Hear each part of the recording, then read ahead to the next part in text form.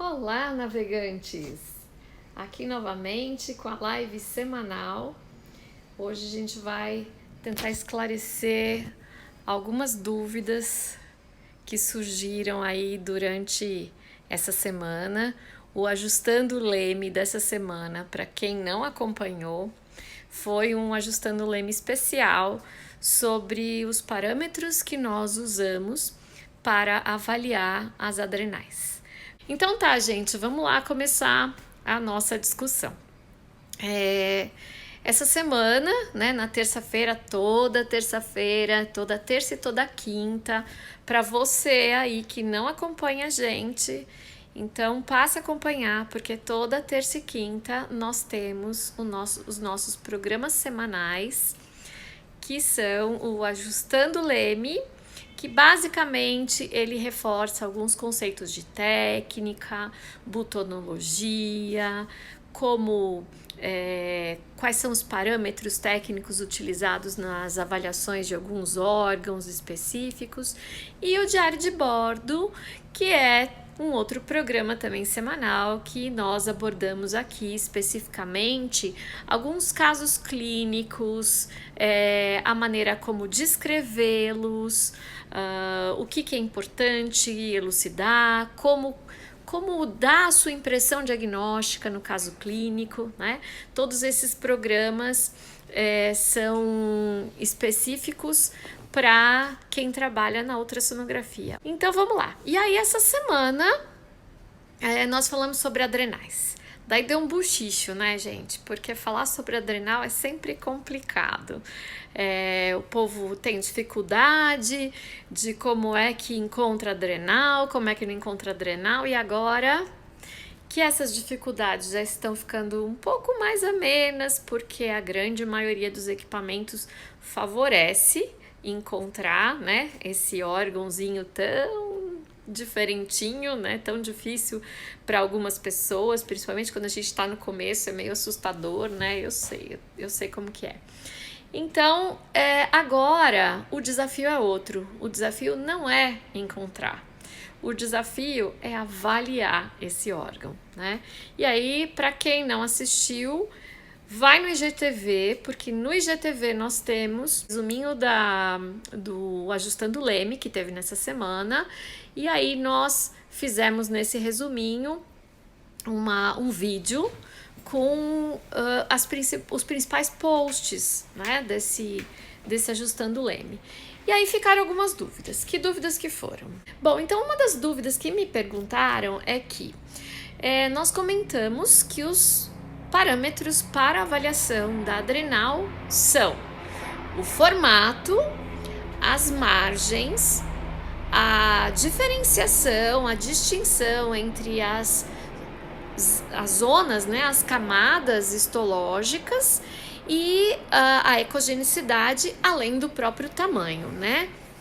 E aí alguém perguntou assim para mim, me perguntaram, mas e quando a gente pega um paciente de porte um pouco maior e não consegue ver a diferenciação das camadas?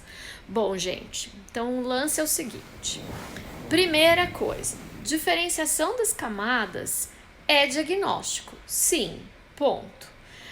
Só que existe a limitação da técnica, ok? A limitação da técnica é o seguinte: você ver o detalhe das camadas em um animal pequeno, ok, né? Desde que seu equipamento te forneça essa informação. Agora, você vê se no seu equipamento, o que você está acostumado a ver, e você olha todo paciente que vem, e mesmo o paciente grande você ainda consegue ver camadas, então é que o seu equipamento consegue te dar essa informação. E aí, uma vez ou outra que você não vê e não associa, por exemplo, com uma atenuação do feixe sonoro muito intensa, porque o paciente é obeso, né, ou tem sobrepeso, ou é um daqueles pacientes de raças cuja pele atenua muito o feixe sonoro, bom, então daí Se não existe nenhum fator técnico limitante, a questão é individual, é o paciente. Então, aquela adrenal não está normal, tá? Eu não sei se eu me fiz entender. Eu vou resumir. Se por acaso você está acostumado no seu equipamento a ver a adrenal e conseguir distinguir as camadas, mesmo num animal de porte grande, por exemplo, usando um transdutor, tem alguns transdutores bem bons, microconvexos, que conseguem dar pra gente uma informação bacana de diferenciação dessas camadas, tá? E aí, se você tá acostumado e de repente veio um paciente que você não tá vendo isso e ele tá hipoecogênico, a dica é: tem coisa no pedaço. Daí isso não necessariamente significa que é um tumor ou algo assim. Pode ser um processo talvez inflamatório, uma adrenalite. E como que eu vou ter certeza? Pelos sinais indiretos. Então, os outros sinais, o tamanho, o formato, as margens se estão um pouquinho mais abauladas e a gordura, os planos gordurosos profundos que ficam ao redor. Quando existe algum processo inflamatório da própria adrenal, ele vai ficar mais branquinho, entendeu? Então também a gente precisa notar esses indícios, esses sinais que são indiretos, tá? Dessas alterações. Bom, dúvida: correlacionar o tamanho da adrenal com o animal quando está acima do peso? Não. É assim, a gente correlaciona, CH, o tamanho da adrenal com o peso esperado para aquele porte daquele animal. Se tem um animal com sobrepeso, daí não é com o peso real que ele tá naquele momento, mas sim com o que seria o esperado para aquele porte daquele paciente, tá? Não com o peso real. Se você tem, por exemplo, o whippet, que deveria pesar no máximo 10 quilos, mas ele tá pesando 20, daí ele não vai entrar na categoria 20 só porque ele tá pesando 20 quilos, tá? Dei um exemplo assim, mas pode ser qualquer um. Enfim, vamos ver outra pergunta aqui. Que mais gente falou? Uma questão técnica, olha lá. O Luiz Paulo perguntou assim: ativar a harmônica e regular a faixa dinâmica pode ajudar a ver essa diferenciação? Luiz Paulo, a sua pergunta foi bastante pertinente. É o seguinte: a harmônica, ela vai ajudar a diferenciar o que é líquido e o que é sólido. E a faixa dinâmica diminuída também, tá? Então eu vou conseguir ver isso bem melhor, principalmente em cães de porte pequeno e médio. Em cães de porte grande, ela não vai me adiantar, porque a harmônica funciona bem para estruturas que são um pouco mais superficiais, tá? Então, em um cão de porte grande, se eu não tiver um janelamento adequado na face lateral do abdômen e tiver um abdômen tenso, com muita musculatura, daí nem é bom eu usar usar a harmônica, porque não vai me ajudar em muito, tá? Então, a faixa dinâmica diminuída, ela vai me ajudar a fazer a distinção entre o que é adrenal e o que é o vaso que tá próximo da adrenal, que às vezes, dependendo do equipamento, dá uma confundidinha, né? Mas a harmônica, ela pode me ajudar a diferenciar, sim, as camadas, mas desde que a minha adrenal não esteja... a adrenal do meu paciente não esteja muito profunda, tá bom? Senão ela não vai me ajudar muito, não. Deixa eu ver se tem mais pergunta, que eu vi mais pergunta enquanto eu tava falando. Aqui, ó, Marcos Vinícius fala o seguinte: algumas pessoas já me disseram que aumento de polo caudal é mais relacionado com hiperadreno, já os aumentos de polo cranial mais relacionados com neoplasia. Existe essa correlação? Então, Marcos Vinícius, nunca vi isso escrito em lugar nenhum, tá? Eu, inclusive, se você dá uma retornadinha no ajustando o leme de ontem, que eu coloquei nos destaques do perfil do Instagram e transformei em vídeo, tá no IGTV. Eu deixei para vocês uma referência que fala justamente sobre alterações de formato, tá? Então, o autor, ele chega à conclusão de que a alteração da forma da adrenal auxilia no diagnóstico das adrenopatias. Ponto, tá? Mas que não existe alterações patognomônicas e específicas. Então, às vezes a gente tem como você está colocando aí, um nódulo. Ele pode estar no polo cranial, ele pode estar no polo caudal.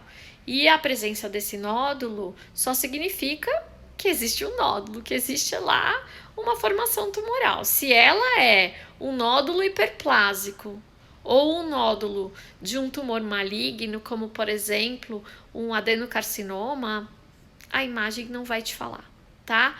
Não nesse ponto. É óbvio que se você pegar essa massa numa adrenal, um nódulo na adrenal, associado a uma invasão de vasos adjacentes, uma alteração na arquitetura vascular daquela região, uma obstrução de veia frênico ou de outras veias adjacentes. Então aí vai falar muito mais para uma massa neoplásica, né? Então um tumor maligno, mas também não é garantia, tá bem?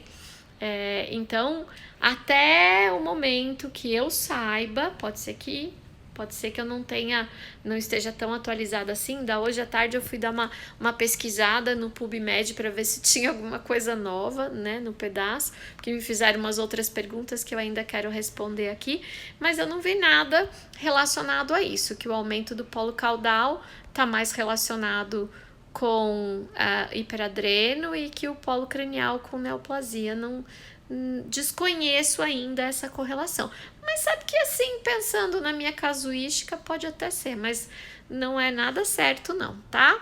Então, por enquanto, esquece, né? Vamos ver quem mais fez pergunta aqui. Deixa eu ver se tem mais alguma pergunta. Essa do Marcos, ó, a Vete Liberato falando o que o Marcos Vinícius falou, ela já escutou também. Pois é, né? Às vezes tem umas coisas engraçadas na veterinária. A gente acha que tem muito veterinário aqui no Brasil, mas parece que tem um grupinho pequeno, porque de repente alguém fala alguma coisa e aquilo se espalha num tanto que todo mundo passa a falar a mesma coisa. É estranho pra caramba, né? Adrenal aumentada, VetMec. Em idosos sem sintomas, posso considerar alteração senil? Que pegadinha, hein, VetMec? Seguinte, ó. É fato que nós encontramos em alguns pacientinhos mais idosos uma adrenalzinha um pouco maior, mas até onde eu sei também não tem nada assim mega comprovado. Antigamente, bem antigamente, tem um trabalho que eu acho que era, agora eu já me esqueci, acho que era de 94, que falava que animais idosos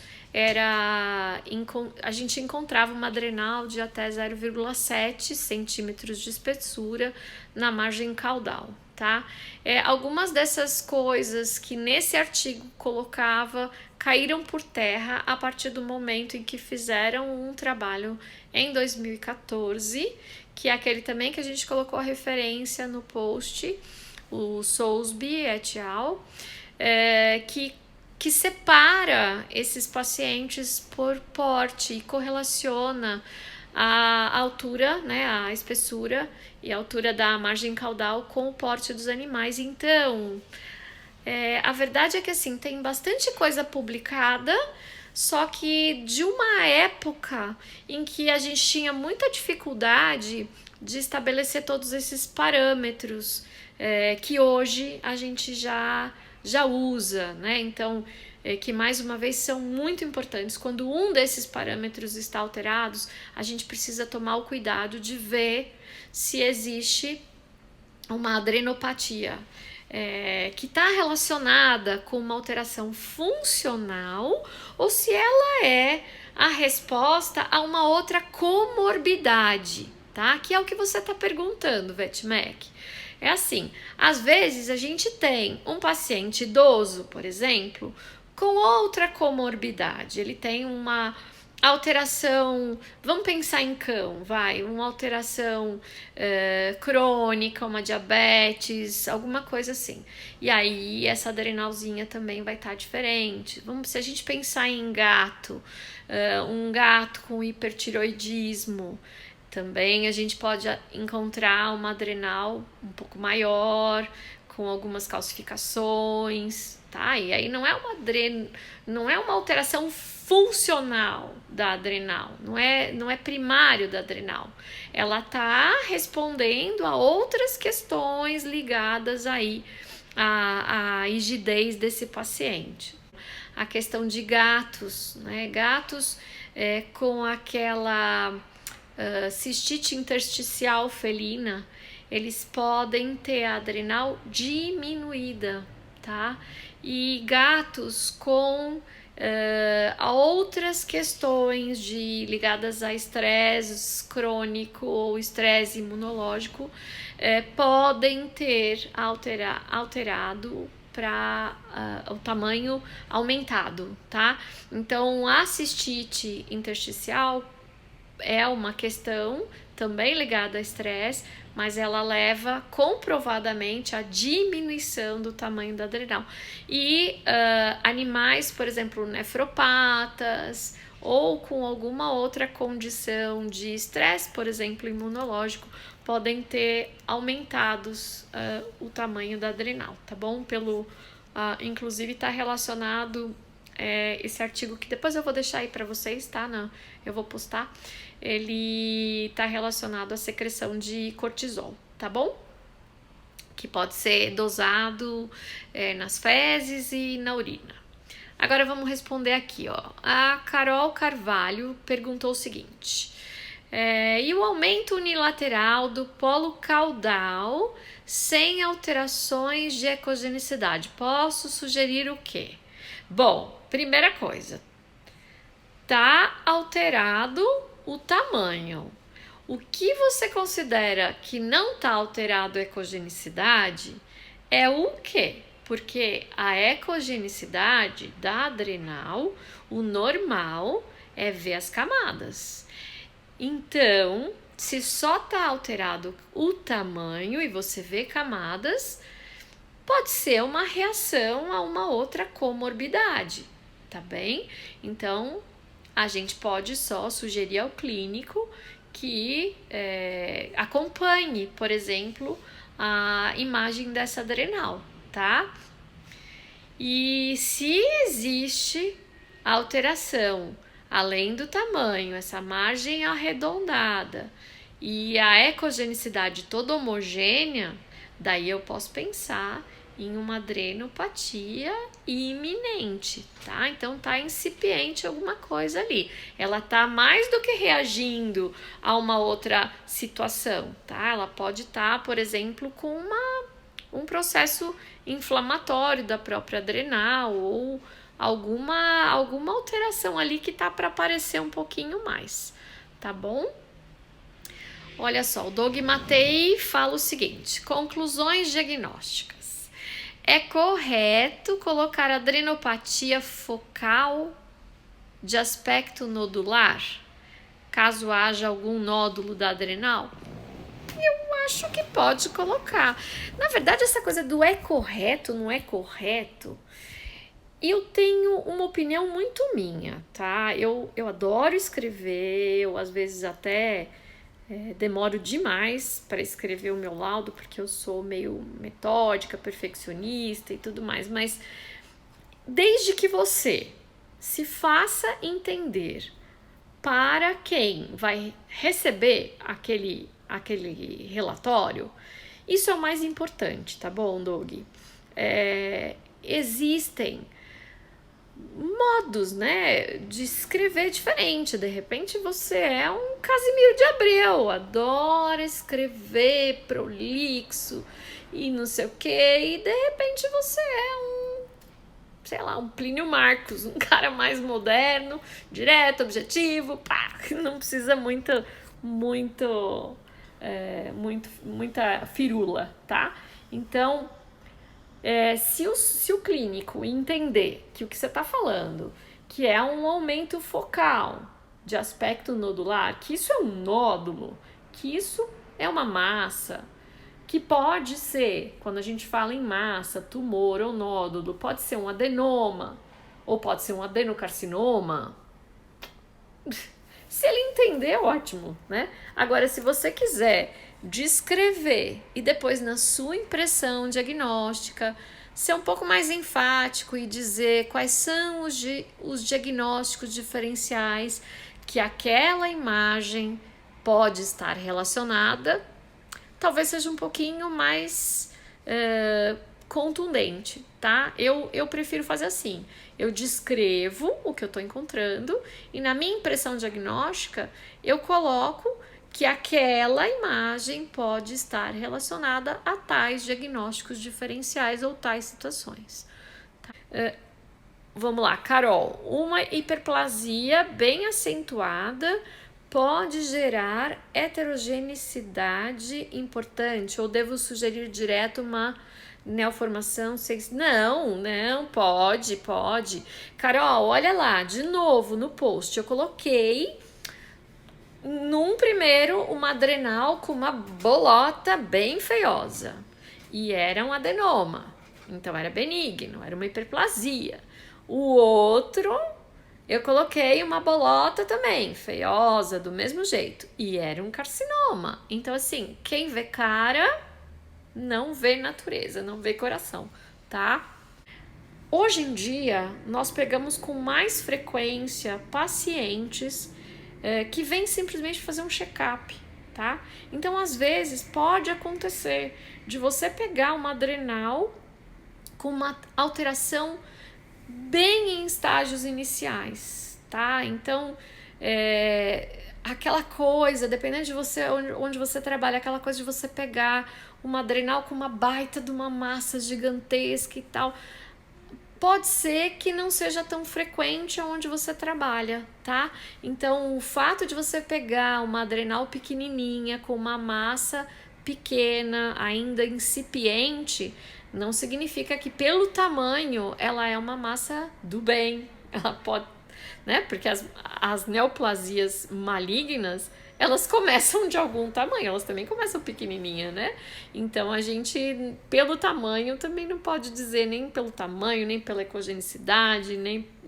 Infelizmente, já falei. Você só vai sugerir que é uma neoplasia maligna quando já tá tudo dominado. Daí, aquela massa grande, invadiu o vaso, tem linfonodo alterado perto, daí você pode se atrever a falar que aquilo é uma neoplasia maligna. Caso contrário, aquelas lesões iniciais que a gente pega, ninguém sabe, only God knows. Eu estou começando e já amo adrenal. João Paulo, eu também amo adrenal. Eu amo mais o fígado, mas eu amo adrenal também. Você funciona para citoguiar desses nódulos de adrenal? Existe uma regrinha para citologia de adrenal. É o seguinte, você se está olhando pela primeira vez o nódulo na adrenal e viu e não tem sinais de acometimento de sistema adrenérgico, né?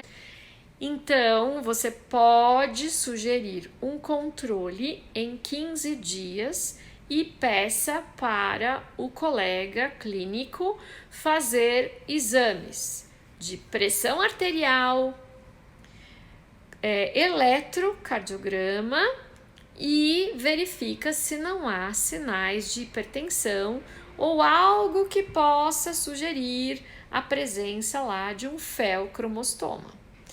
Descartada essa possibilidade, 15 dias depois, pode fazer a citologia da adrenal, tá? se tiver descartada a possibilidade de ser um fel. Se existe o risco de ser um felcromostoma, não bota agulha, pelo amor de Deus, tá bom? Avaliar as adrenais em diferentes decúbitos pode interferir na mensuração? Não, Luiz Paulo. Na teoria, não, tá? Porque a adrenal invade, deve ser propriamente a veia cava ou frênico abdominal e com menor frequência a aorta. Bela P. Ela não invade frequentemente a aorta porque a constituição da parede das artérias é diferente das veias. Ela impede essa invasão, tá? E a velocidade do fluxo nas veias é mais devagar, né? Esse fluxo é bem mais lento do que nas artérias, o que também dificulta, né? O fluxo rápido vai dificultar a formação de um trombo neoplásico ali naquela região, tá? Então isso vai tornar bem mais difícil a invasão de artérias, no geral, do que de veias. Deixa eu ver, para filhotes de cão existe uma medida de adrenal? Não, existe na literatura de filhote de gato. Assim que terminar aqui, eu coloco no Stories, tá bom? E se você ainda não acompanha a gente, então vai lá, se inscreve, pede notificação. Se inscreve no canal do YouTube, que tem um monte de coisa nova que eu coloquei lá também, tá bom? Não tem mais perguntas e acabou o nosso tempo. E uma boa semana para vocês, navegantes. Uma excelente semana. Muito obrigada. Até a próxima.